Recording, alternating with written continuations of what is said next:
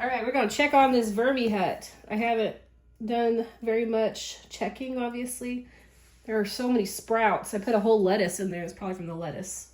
But I want to pick up this tray just because I know a lot of worms, they're migrating through these trays, and so it's kind of fun to see them hanging down. Let's see what we can find. I don't know if y'all can see that. That's pretty crazy. But we're gonna go through this whole VermiHut, like the whole process again, and just show you exactly how I run this. This is what the top looks like. And like I said, I think these are from lettuce because I put a whole lettuce head in here last time. Just kind of feeling around. I'm going to actually stack these on a mortar bin in just a second, but this whole newspaper is starting to get eaten through. That's usually how I can tell if there's not very much food left. But we'll take a look at this in just a second. So I'm going to go over to this mortar bin. Okay, this is what I like to do. I like to get a mortar bin just to catch some of the stuff, and then I get one of these sifters. You could use anything really, but I like to use this, so then when I put the tray down, it's only touching 4 corners versus the whole thing like this. So only 4 parts of this square are touching, so it's not squishing the worms, because you saw how many were in there. So I'm going to go ahead and stack this up. I usually do it in a diamond. Okay, these last 2 trays are pretty much just dry shredded cardboard. So maybe I'll take this one off actually and just fluff them up really quick. Just adds in oxygen. It's always good to aerate everything so nothing goes anaerobic. But usually if it's really moist and not getting airflow, that's when it'll go anaerobic. So this is, like I said, it was completely dry, so you don't have to do, I just like to do a quick fluff. Sometimes there are curious worms that, for whatever reason, they'll make their way down here. So let's check it out. Oh, nothing. That's good. Sometimes you'll get a few worms, a few casualties because they're being a little too curious in the dry zone. I'm like, hey, stay where it's comfortable. But yeah, so I like to keep this bottom tray all the way dry because it's not enticing for them to go down and explore, but every once in a while you will get one that does go explore. So this 4th tray, same thing. I think last time I checked on this, I had just put a couple new trays of dry shredded cardboard, but this is already feeling like it's getting inoculated, which is when the castings come down here and these microbes can start getting started on breaking this down. You won't find very many worms, but again, every once in a while you'll find a few.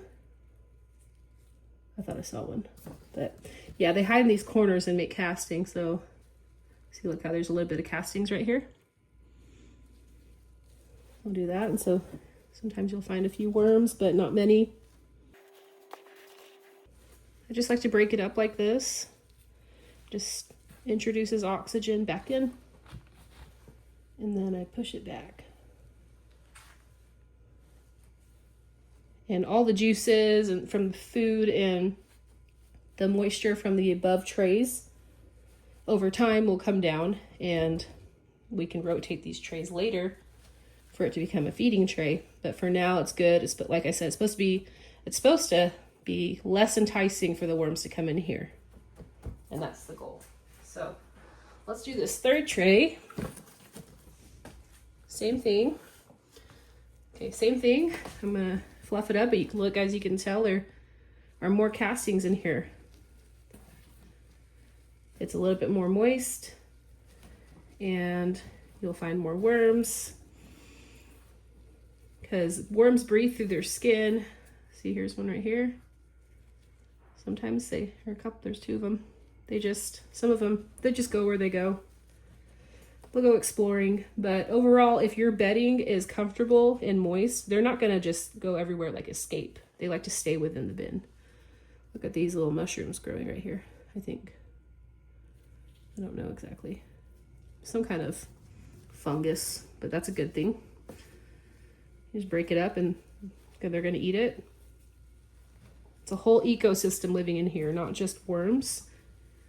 And sometimes people don't understand that. I know I didn't in the very beginning, but that's just part of it. It's a whole living ecosystem You just want to try to help it have all the good beneficial microbes all working together and breaking down this cardboard and your food scraps. All the microbes that are in here, your worms are going to be eating them. Microbes break down the food and the worms graze on the microbes. So the more diverse you can get it, the more of a buffet it is for the worms. That's what I'm learning, at least. And so that's why I have a few videos of like a 5-part video series of making pre-compost. And that pre-compost has so many beneficial microbes in it. And so the worms are going to eat through that pre-compost so much faster because they're eating all those microbes. This is kind of like almost like slow cooking. It didn't go through any heat cycles. It was just shredded cardboard, but it is getting inoculated slowly over time. Okay, let's do the second tray. Okay, so look, this is a lot more moist. You're gonna find a lot more worms.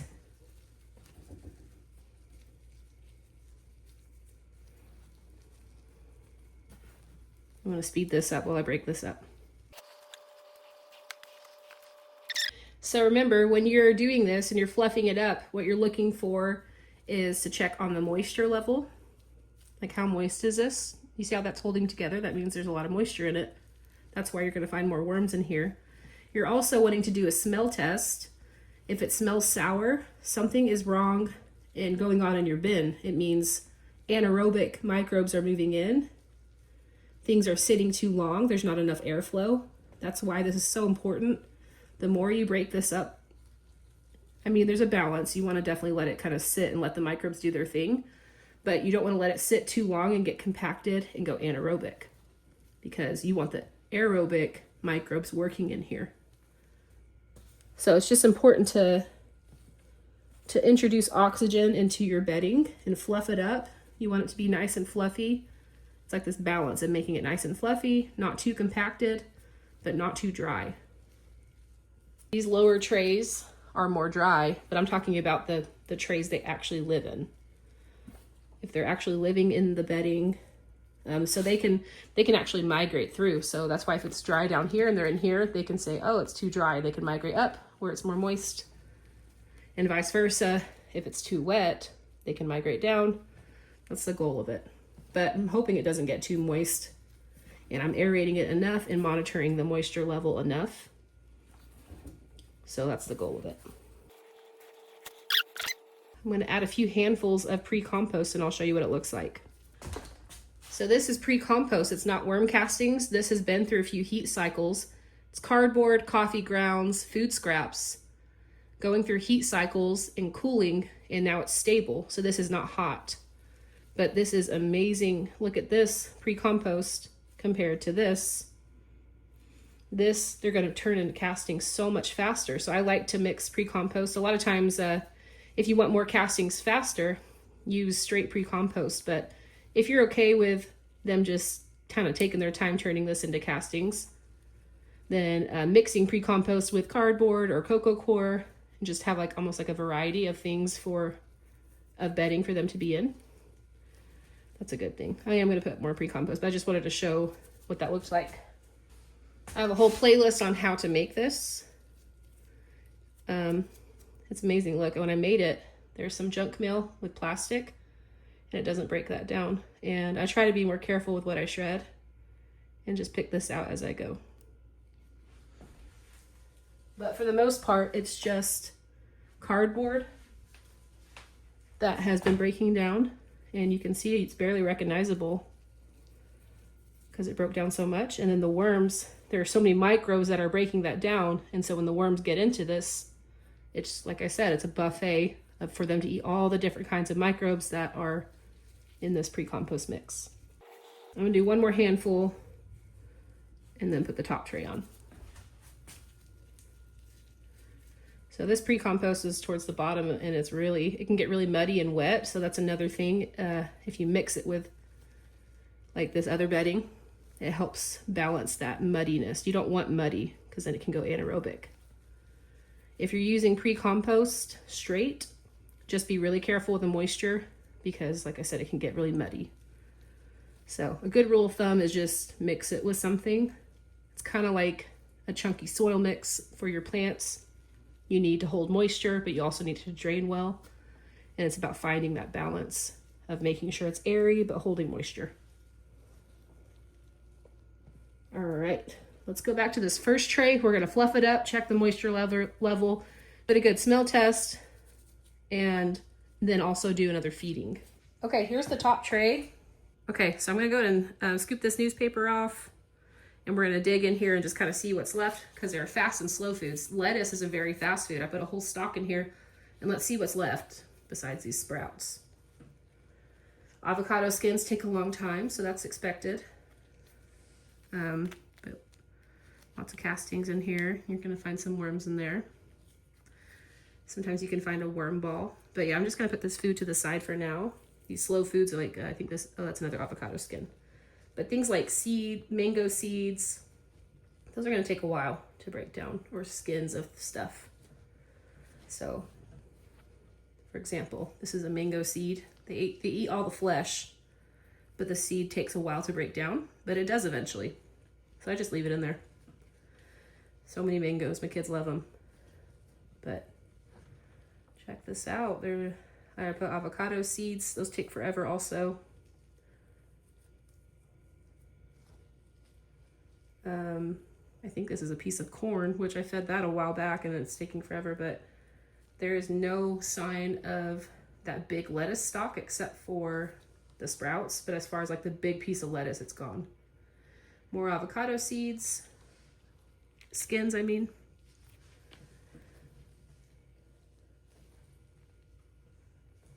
And another avocado skin. Tons of castings, but you still see a lot of cardboard too, so not quite ready to sift. Like I could sift this, you can always sift whenever you want, but if you want the whole thing to be castings, you can wait a little bit. So just like with the other trays, adding in oxygen is so good. You don't want it to be anaerobic. So it smells like dirt, it smells earthy, no sour smells. That's a really good sign. Worm castings hold so much moisture, so check out this moisture level. How it just like holds together. And it'll break apart when you push it apart. So that's why, and one reason why it's really good for your garden and for your plants. It has so many beneficial microbes and nutrients to feed your plant, but also soil structure wise, it will help with your soil structure, with helping it hold moisture. I'm seeing so many more worms in here, which is a great sign. They're not gonna go where they're not happy. If you're seeing a lot of worm activity, that's a good sign. Okay, I'm gonna move this food over here so I can fluff this corner, the avocado seed. Okay, so here's a peach seed. I'm pretty sure I put this in there like 6 months ago or something. I don't know exactly, but it is still very much there. Takes forever. This is a banana stem. Okay. Smells good, moisture is good. We're gonna do another feeding and then we'll close it up. So when you do a feeding, I usually like to make a trench. And I'm gonna put this food back in. So let's go ahead and like do this.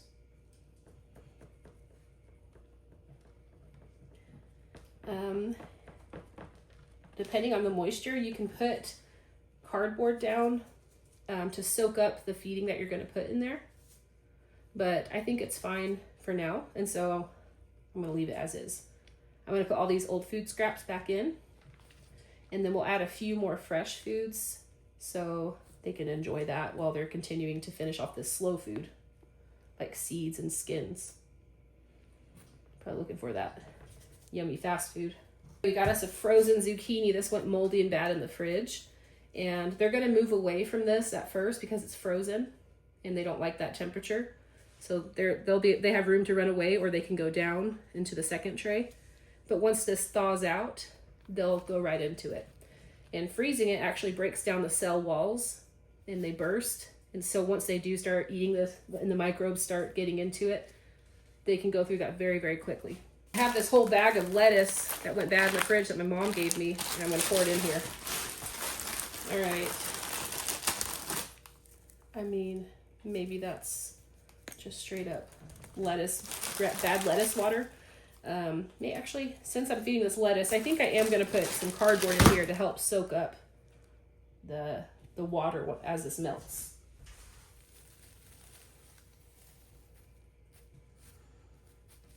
So like this dry shredded cardboard is gonna just soak up this. I also have this toilet paper roll. Maybe I'll put something in here that it'll be kind of like a burrito or like kind of like an enchilada. And maybe we can find like a worm ball in here. Okay, I'm gonna take this, and I have some frozen grapes that went bad, and I'm just gonna stick them in here. If the lettuce was thawed out, I would put the lettuce in here. But that would be kind of fun to check on. Okay, let's play this right here. Like that. And then we will put this lettuce in here.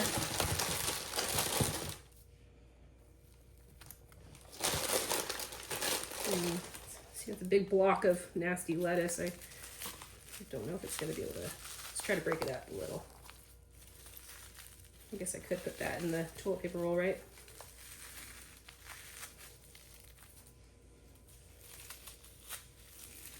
You could also thaw this out already and then put it in, but I just haven't thawed it out already.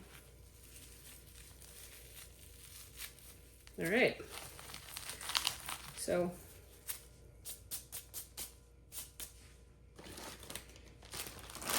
tiny bit more in here. A little bit of this veggie powder in here. This just gives variety. It's just electric compost, blended up. Has like eggshells and coffee grounds and I'll take these kind of veggies and compost it down, and it makes this powder. And then worm chow. I have a lot of things in this, like oyster shell, oats, powdered milk, alfalfa. It's a good variety of things for them to eat. It gives them grit because worms have gizzards and they need grit like eggshells or oyster shells to grind up the food. So, and also once it goes through the worm's body and into their castings, those are things that are very useful in your garden. So then we're just gonna cover this up. It's gonna be kind of like a mountain. But as they eat it, it goes down. Kind of a big mountain. Let's see if I can push it down a little. And I'm probably gonna add like a little layer of pre-compost on here. You wanna cover that food so those fruit flies don't get in it. There we go. So that's covered, I think, pretty good. Hopefully the lid can fit back on it. There's that newspaper that they pretty much ate through, and I'll put a fresh piece down, but I'll let them finish this off. I did not do a very good job at tearing this earlier, but I have a different piece in a different bin, so we'll do that. And here's another half piece. Okay, and that's it. I'm gonna put this tray back on top. That's it. Those worms will be fed. I bet, like I haven't been doing very good at checking on it every single week. I probably realistically get to it every 2 weeks. And in 2 weeks time, I bet they'll finish off all that lettuce, even before that, but I think it'll take a week or two to finish all that off. Of course, the slow foods will take a little longer, but it's pretty amazing how fast they can go through all this food. So this is how I run my VermiHut. There are different ways. If you have other ways that you do it, I would love to hear in the comments. If you have questions, I can do my best to answer them, but this is what's worked for me. And this is just one of the worm systems that I do. I do other kinds also, but this is how I run my VermiHut. There's another video linked at the end if you want to learn more worm stuff or how to make pre-compost, things like that. Thanks so much for being here and watching, and I'll catch you guys in the next video.